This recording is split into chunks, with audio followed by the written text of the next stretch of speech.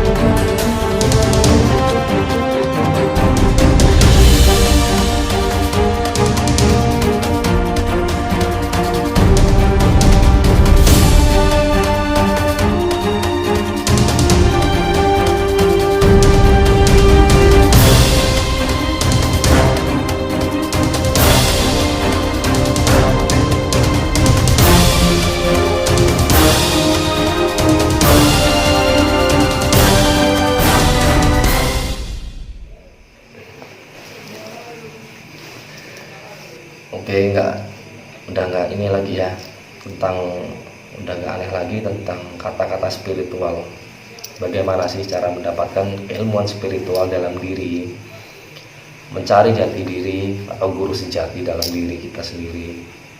Jadi dalam keilmuan kejawen itu ada suatu ritual. Mereka yang memakai puasa juga ya, puasa 40 hari yang nanti jatuhnya di malam Jumat Kliwon, jatuh puncaknya maksudnya ya, atau bisa diganti dengan 3 hari saja. Jadi kita puasa 3 hari saja itu sama saja dengan puasa 40 hari tersebut. Hari apa aja sih? Jadi hari Rabu Pon, Kamis Wage, dan terakhirnya Jumat Kliwon. Pada malam Jumat Kliwon inilah puncaknya keilmuan tersebut, atau puncaknya puasa atau ritual tersebut ya. Jadi silakan mau dipilih yang mana, puasanya seperti puasa biasa, mau pilih yang 40 hari langsung, atau yang hanya 3 hari. Kalau yang 3 hari yang tadi ya, Rabu Wage, Rabu Pon, Kamis Wage, dan Jumat Kliwon. Itu jika itu sudah dipuasakan, setelah itu puasa weton. Misalkan setelah Jumat Kliwon itu Sabtu Legi, dan terakhirnya Minggu Pahing ya. Misalkan weton Anda Minggu Pahing. Nah, di hari Rabu itu kan kita mulai puasa ya. Rabu puasa, Kamis puasa, dan terakhir Jumat itu malam Jumatnya kita ritual mandi kembang atau membersihkan diri, mensucikan diri, begitulah. Setelah itu kalau sudah, nanti hari Sabtunya itu puasa weton. Kan wetonnya Minggu Pahing nih, hari Minggu ya. Jadi jam 4 sore itu kita sudah mulai sahur. Jam 5 sudah mulai mandi wajib ya.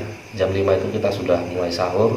Jam 6 atau pas jam maghrib itu kita sudah mulai puasa. Tidak boleh melakukan segala sesuatu yang intinya mengkonsumsi dan mencegah emosi diri, mencegah nafsu, itu sampai hari Minggu maghribnya.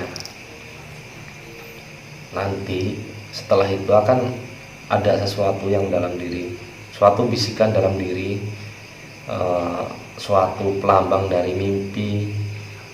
Dari situ nanti akan terlihat tingkat spiritualnya seperti apa dan pelambang-pelambangnya seperti apa. Bisa dicoba langsung, silahkan dicoba. Untuk efeknya, efek negatifnya itu cuma lapar nahan lapar ya, nahan haus, seperti itulah. Kalau untuk tentang pelambang, misalkan kamu harus yang jelek-jelek ya, yang negatif ini, melakukan sesuatu ritual yang negatif lah, seperti memakan darah atau memakan ayam hidup begitu, itu jangan dilakukan ya. Pelambangnya biasanya mereka melalui pelambang yang positif, seperti disuruh berzikir kalau untuk agama Islam, atau intinya berserah diri kepada Sang Pencipta, begitulah ya. Nah, itu dilakukan saja nanti. Bisa juga setelah itu nanti kita ritualkan lagi atau tingkatkan lagi spiritual kita dengan cara puasa Senin Kamis. Jadi Senin 7 kali, Kamisnya 7 kali. Itu 2 bulan kurang seminggu puasa seperti itu.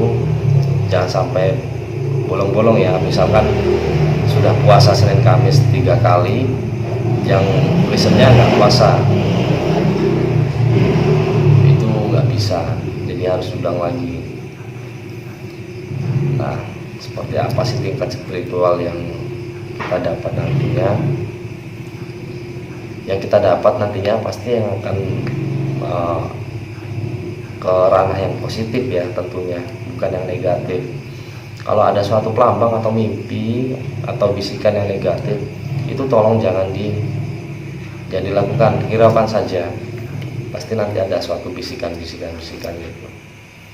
Nanti di situ akan muncul suatu keahlian dalam diri yang tidak pernah kita rasakan sebelumnya, yang tidak pernah kita mengerti sebelumnya, yang tidak pernah kita lakukan sebelumnya.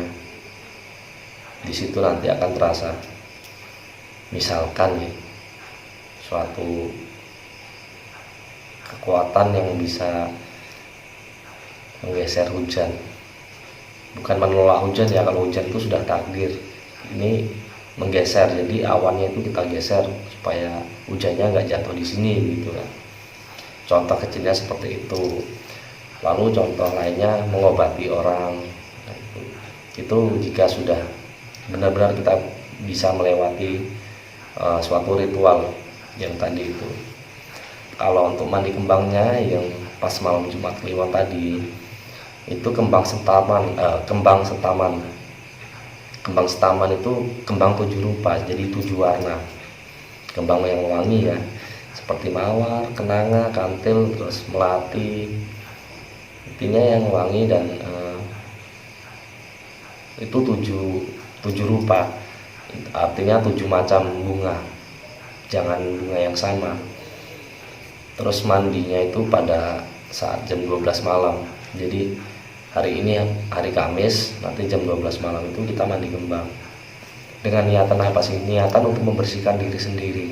Sebelumnya bagus untuk wudhu dulu sebelum mandi begitu. Atau mandi dulu sebelum wudhu, itu sama saja.